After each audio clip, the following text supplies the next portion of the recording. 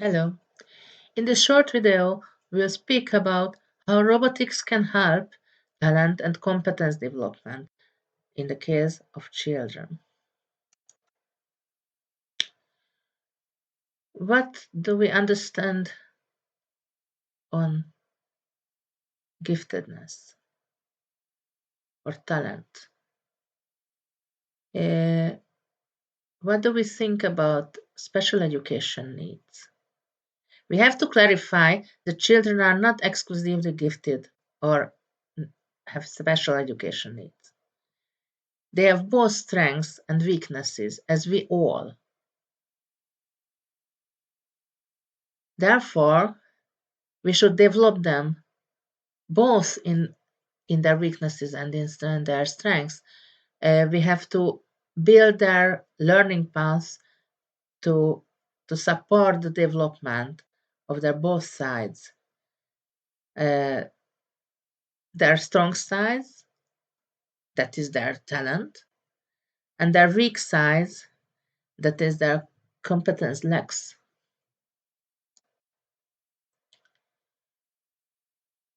Therefore, talent management is a very complex topic. We have to design it very carefully and very sensitively to the personal needs of each children. From the moment of talent awareness, we begin to build their own learning paths, their personalized development paths. That is up to the child. We have to follow their needs, we have to follow their initiatives, and we also have the responsibility to build a very planned learning strategy for them. In this case, we can include the development of the strong and the weak side of the child into this learning path. We can provide enrichment or acceleration for the outstanding talents. Enrichment means new challenges, more complex tasks, more complex challenges that they have to solve. What deepens their knowledge and develops their strong competencies. Or we can provide acceleration for them. That means they can learn faster than their peers, and therefore they can get more far. Let's see some case studies from the practices of Abacus and Studio about gifted children with different developmental needs.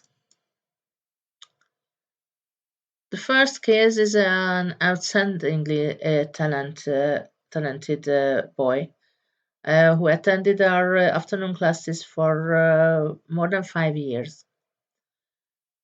Every time he needed more and more complex problems, and he also created his own problems. He created his own challenges, and he solved it. This was the enrichment. But parallelly, he got the acceleration while attending the afternoon class with other peers. We provided him the possibility to learn earlier new parts of robots, new programming structures, so that he could solve more complex problems. The second case was a gifted boy who took part in our summer camp. It was a 6 day long summer camp, not a long time. He came to the camp together with his classmates. But we could realize at the first moment that he had serious difficulties in integration into the class.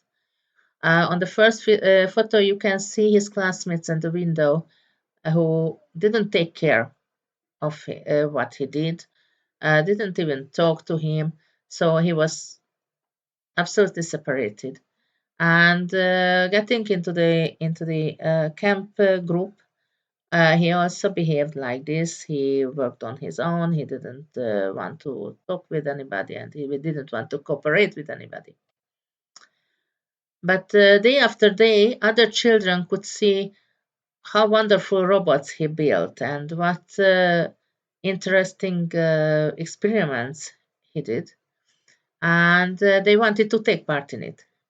They became interested in his robots and wanted to cooperate with him and wanted to help him to solve the problems. For example, in the second photo, you can see that they helped him to build the huge robot.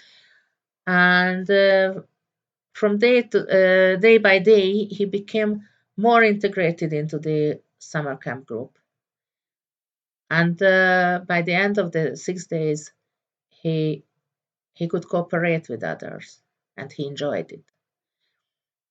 It was a very important experience for us to see how the uh, how the environment can affect the children's possibilities for integration. The next uh, was a girl from a secondary school group. He had very serious dyslexia, and that frustrated her in all her learning situations. But when she met the robots, we could realize that she was interested in it, and she was really skillful and talented in building and programming robots. She could also enter to a competition with a group of her classmates, and she became the leader of the group as she could share her knowledge with the others too. These successes in robotics uh, made her self-confidence much better, as she could realize that she could be successful in some cognitive fields. And it also convinced her teachers that she had the ability to learn. She only had dyslexia problems. And the last case is one of our most wonderful experiences. A class somewhere in the countryside of Hungary uh, worked with our uh, method on the Little Prince. They worked on it for 4 days. From scratch, they learned how to build and program the robots and read some parts of the book and built robots and by the end of the project they made a puppet show with the robots where they presented the parts of the story. There was a boy in the group who had several learning disabilities, and because of these problems, during the years he became, let's say, the loser of the class. He he was on the periphery. He was not respected by his classmates. At the end of the project, we asked the children to talk about the strengths of each other. And most of the children talk about this boy, that they discovered his talent in mechanical and technical and electronical topics, uh, his talent in programming, and he got respect from his classmates. Later, we consulted with the teachers of him, and they said that after this project, his situation in the class changed, and he was not on the periphery anymore. We hope that these cases help you to imagine and encourage you to use robotics for for strengthening the children, for their development according to their special individual needs.